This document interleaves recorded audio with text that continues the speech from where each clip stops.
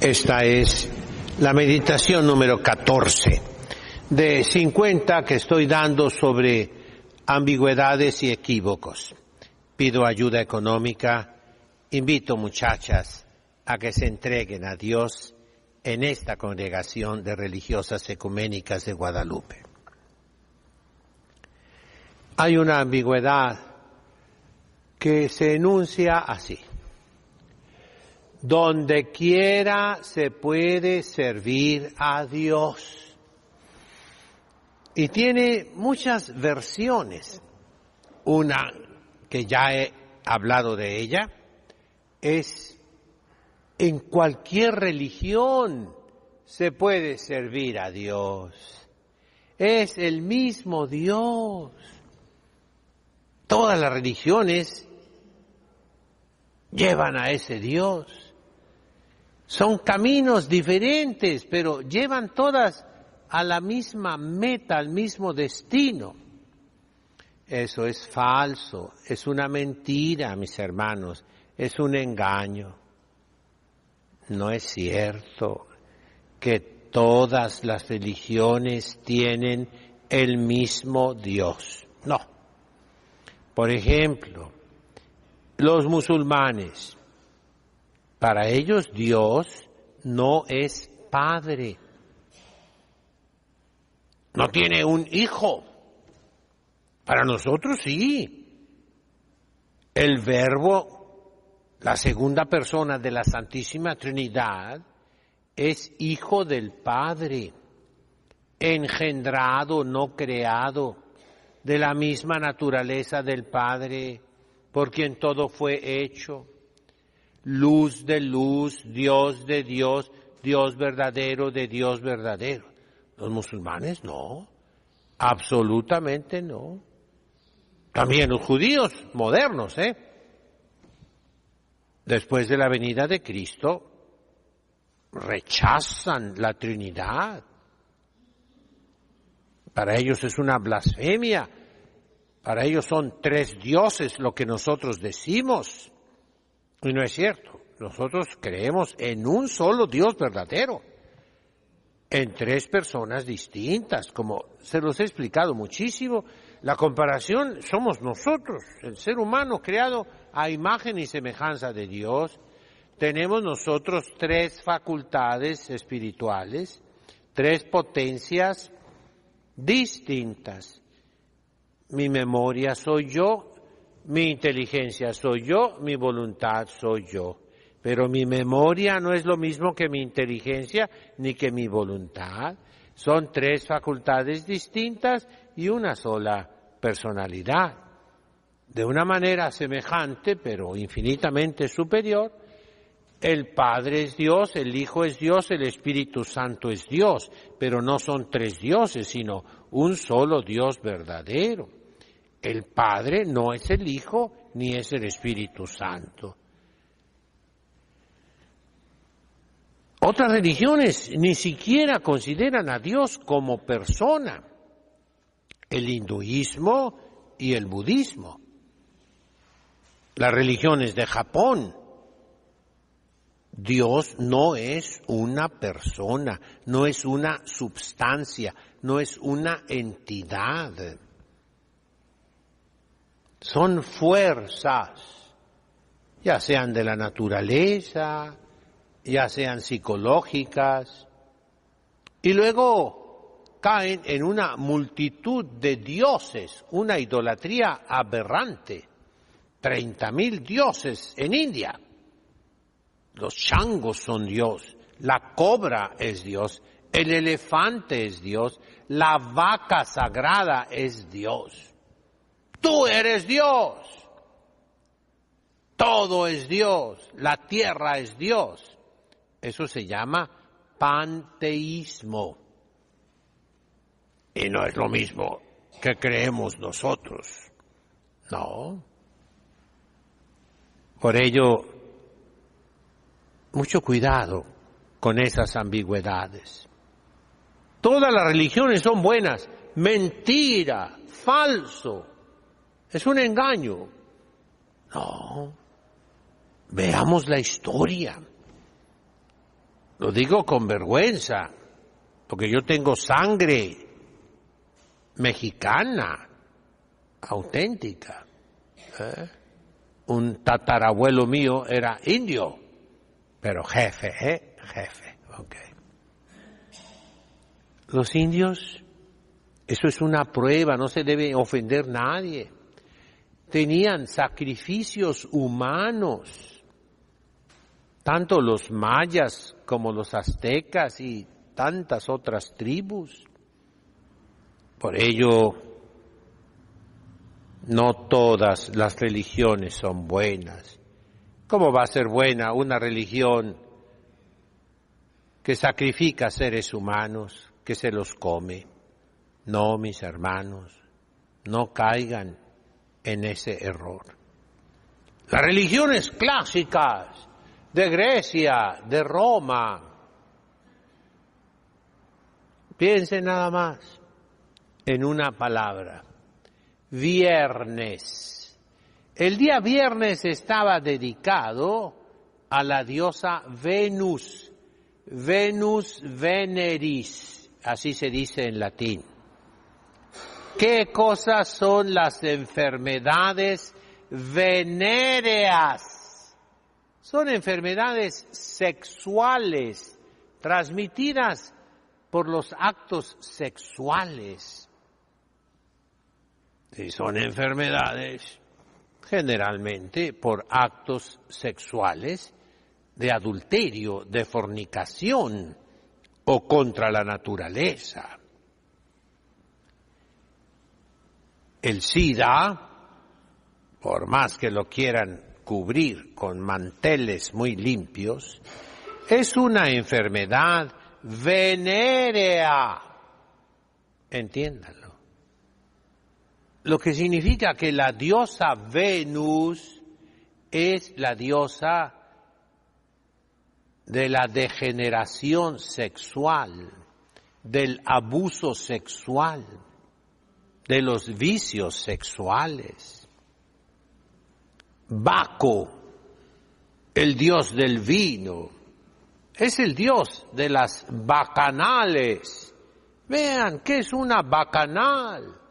Es una orgía, es un banquete donde se comía y bebía a reventar, donde los paganos llenaban su vientre, salían a un lugar a vomitar, con una pluma se hacían cosquillas acá en el paladar, vomitaban todo lo que habían comido y regresaban otra vez a comer y comer y comer, y otra vez iban a vomitarse y otra vez a comer, y luego seguían los placeres sexuales. Esas son las orgías, esas son las bacanales, en honor del dios Baco. Esos eran los dioses, demonios. De manera que no se puede decir, mis queridos hermanos, que todas las religiones son iguales, que todas las religiones son caminos para llegar a Dios, que es el mismo Dios en todas las religiones. Son equívocos, son ambigüedades, son falsos, son engaños.